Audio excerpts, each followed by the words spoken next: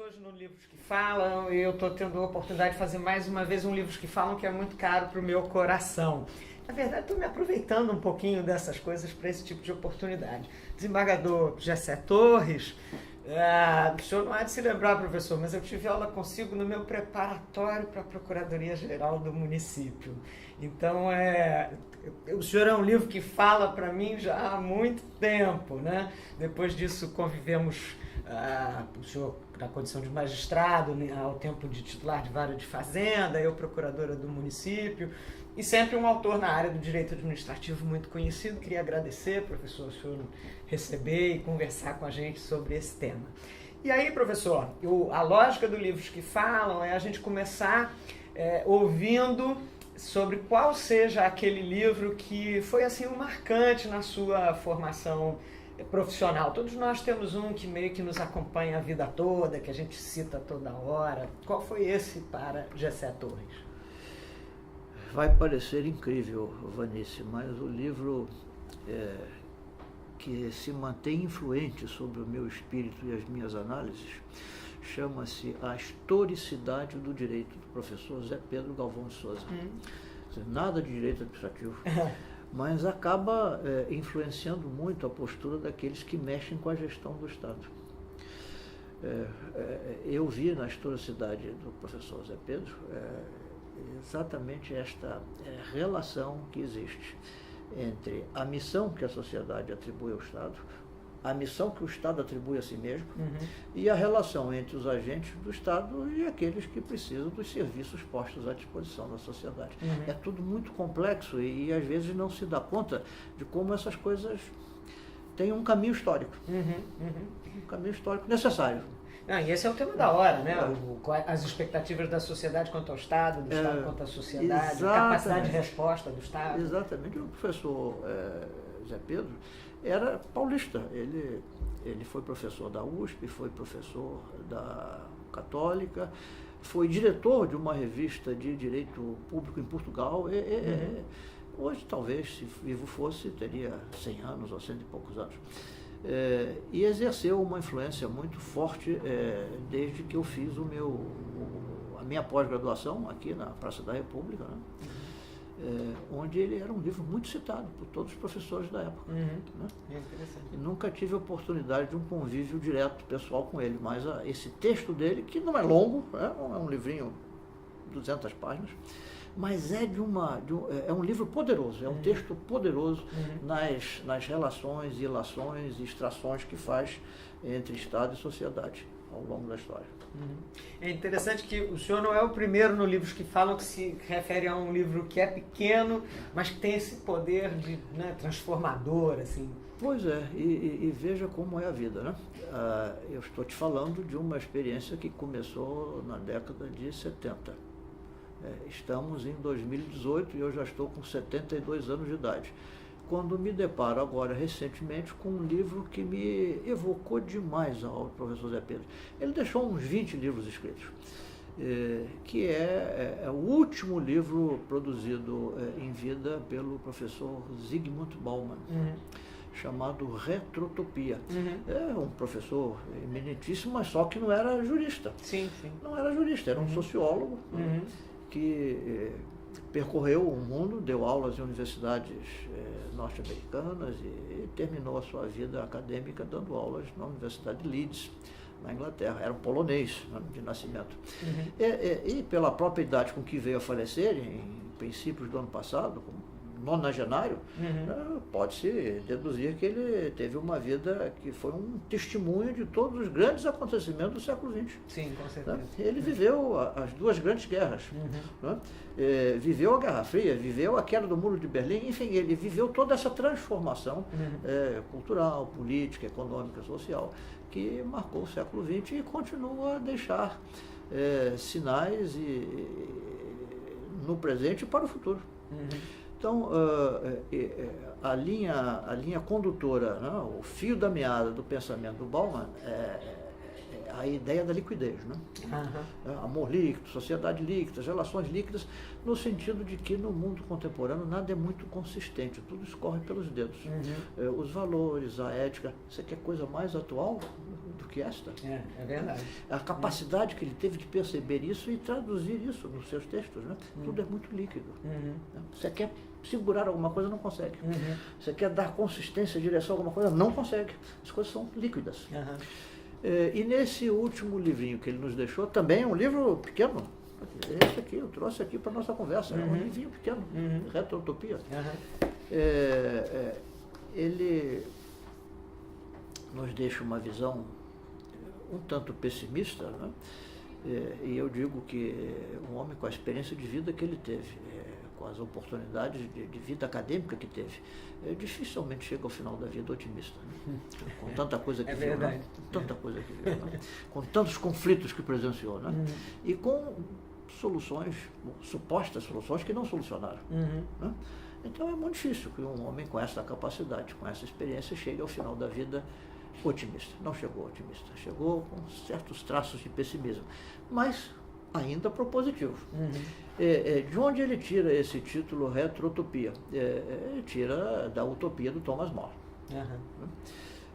Ou seja, o homem imaginava que estaria a construir um mundo quase que perfeito para o futuro.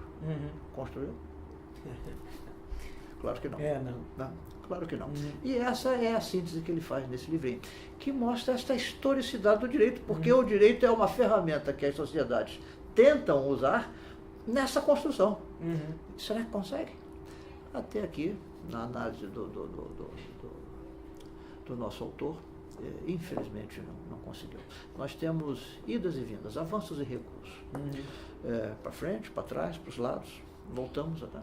E essa retrotopia significa que ele está enxergava que a visão fantasiosa de um futuro perfeito passa a nos levar a considerar que esse futuro não existe, então é bom tirarmos lições do passado. Retrotopia. Então, nós só conseguiremos fazer alguma coisa melhor se extrairmos do passado o que o passado tem a nos ensinar, a nos prevenir, a nos precatar. E eu tenho tido essa experiência desses anos todos, né, misturando a magistratura com o magistério, como é difícil as pessoas de hoje terem esta visão que evoca o passado, lições do passado, para projetar no futuro. Só imaginam um futuro melhor. Uma certa perspectiva de que o passado não tenha efetivamente nada a ensinar. O passado é passado, já superou. Exatamente. Não é isto. Evidentemente que não é isto. Então eu estou encantado com esse último texto que o nosso autor nos deixou. E tenho aconselhado nas minhas turmas de direito administrativo, direito constitucional, que também leiam. E você dirá, mas o que direito administrativo tem a ver com essas considerações todas, né? De ciência política, de sociologia, de história? Né? O direito administrativo seria um direito operacional. Sim. Operacional. E outro dia eu fiquei também pasmo quando vi numa resenha publicada num jornal de grande prestígio, o seguinte: sobram leis. Por exemplo, foram editadas 23 legislações federais a cada dia útil dos últimos 29 anos, contados a partir da promulgação da Constituição de 1988, informa em estudo o Instituto Brasileiro de Planejamento e Tributação. A coletânea federal beira 6 milhões, com média de 3 mil palavras cada uma. Essa conta inclui 103 emendas constitucionais, 103 leis complementares, 5.731 ordinárias, 6.903 medidas provisórias, 12.992 decretos, com 139.506 anexos de portarias e pareceres. É inimaginável que isso realmente possa produzir frutos consistente. Isso tudo é líquido, muito líquido. Isso tudo flui entre os dedos. Cada um pensa que com mais uma portaria, mais uma instrução normativa, mais um decretinho, estará resolvendo, equacionando alguma coisa. Não está. Está aumentando a confusão. Isso tem a ver um pouco com uma certa pretensão do direito, que ele vai ser capaz de corrigir a sociedade. Isso, né? Exatamente. Então, o que o direito administrativo tem a ver com a leitura de textos do Bauman é exatamente isso. Esta ilusão que o direito administrativo, que é profundamente normatizador, porque pretende balizar, né, as medidas operacionais do Estado, né, tornar o Estado supostamente mais eficiente. Essa é a grande pretensão do direito administrativo.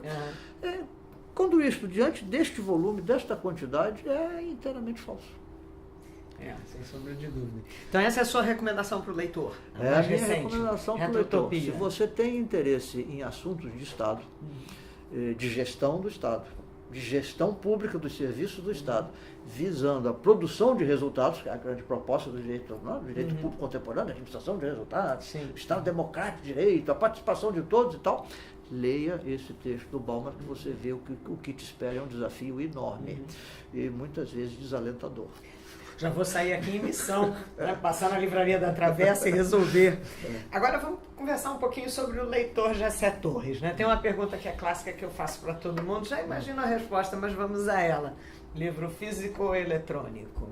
Físico. A minha geração não se conforma em deixar aquele fetiche de ter nas mãos o livrinho fetiche é uma boa palavra. E levar para lá, e levar para cá. Se tiver uma edição bacana, então aí é que fala o coração, né? Eu não consigo me imaginar, embora tenha que fazer isso por força de ofício, né? Os processos judiciais hoje estão todos informatizados, então eu tenho que ler processos na telinha. Mas não leio saborosamente. Ainda que o processo judicial pudesse ter alguma coisa de saborosa, eu não consigo ler saborosamente. Eu leio por dever de ofício. Eu gosto de ter o texto nas minhas mãos, eu folho para cá, eu leio para lá, marco, olha aqui como as coisas que eu marco. Como é que se faz isso? Há algumas tentativas informatizadoras, né, que já colocam no sistema, no programa, aquela possibilidade do livro ser folheado na telinha. Não é a mesma coisa. Não é a mesma coisa. Falta o tato, né? Falta o tato, a apreensão, ou você levar para cá, levar para lá, voltar a rever alguma coisa, folhas atrás, volta outra vez. Falta isso. O livro físico, para mim, ainda é um encanto. Para mim também. O senhor é daquele tipo que bota coisa no livro, assim, o ingresso quando viajou e tal, ou não? O livro fica... Não. O livro fica preservadinho. Não. Agora, uma pergunta. Nosso querido amigo que a vida nos levou antes que a gente queria, que era o Marcos Juruena, o Marcos dizia assim: Vanessa, você sabe que você chegou no fundo do poço quando você compra 2 vezes o mesmo livro importado. O senhor já chegou no fundo do poço? Já. Infelizmente, para o bolso não foi 1 ou 2 vezes. Não, a gente vê aquilo, fica tão empolgado, não posso perder esse livro. Não, até porque você se deixa levar por uma nova configuração de capa. É verdade. Você esquece que... Não, aquele texto eu já li, porque a configuração da capa te atrai. Às vezes uma maneira diferente de colocar, cores diferentes. Não, isso aqui eu preciso ver. E quando você vai ver, não, eu já li. Não, e esse é o lado inconveniente da eletrônica, porque é tão fácil, você clica, comprou. Aí, meu Deus, não devia ter comprado. Paciência. E a sua estante é assim, arrumadinho, organizadinho, ou é assim um pouco caos criativo na junção dos livros? A minha biblioteca é o meu retrato. Eu fui a minha vida toda ensinado, educado sobre uma disciplina rigorosíssima. Basta dizer, Vanessa, para você ver essa minha origem, que o meu pai, que era um militar, com a formação típica de um militar, ele organizava para mim o QTS, o quadro de trabalhos semanais. E eu tinha horários e objetivos a cumprir. Todo santo dia, toda santa semana. E eu fiz 7 anos de colégio militar. Todo o meu curso secundário foi de colégio militar. E foram 7 anos assim, com o QTS. Ah, meu Deus. Aquilo ficou impregnado. Então, as minhas coisas estão todas organizadinhas, por assunto, por tema, às vezes por época. Então, eu sei exatamente onde está cada coisa, só não gosto que mexam. Isso que porque aí desorganiza. Tem ciúme? Tem ciúme. Porque, sabe por quê? Porque desorganiza. Eu tenho tudo aquilo, é só olhar que eu sei exatamente onde está. E por que está. Se alguém estranha isso, não conhecendo os meus critérios, vai lá e mexe, desorganiza. Não, e aí o critério tem que ser o nosso. Tem que ser o nosso. Não serve bibliotecária. Não serve nada de bibliotecária, tem que ser o meu. O livro novo que eu compro, eu já compro, inclusive, pensando onde é que ele vai entrar na biblioteca. Nossa, mas isso é um requinte. Eu ainda não cheguei aí. Muito bem, professor. Queria então agradecer aí os minutinhos que o senhor deu para a gente gravar o Livros que Falam. Então essa foi a nossa conversa com o desembargador Jessé Torres, que, como eu disse, é um livro que fala muito caro ao meu coração. Há pelo menos 2 que são dos seus mais antigos, mas que estavam muito perto do meu início, do meu período de concurso e logo depois, que foi o Direito de Defesa na Constituição de 88, que esse já é mais antiguinho. Foi o meu primeiro livrinho. Né? E depois o da Reforma Administrativa, já uma capa verde e tal. Verde. E esses me acompanharam assim, muito no meu início da vida pública, né? Então, prazer ter o senhor, muito obrigada. Eu que agradeço por você ainda se lembrar de mim, depois de tantos e tantos anos, e me manter entre as suas boas recordações. Muito bem. Então, meus amigos, esse foi o nosso Livros que Falam de hoje, nós nos vemos então no próximo vídeo. Até lá. Até lá. Maravilha! Acho que ficou bem. Maravilha! Acho que ficou ótimo.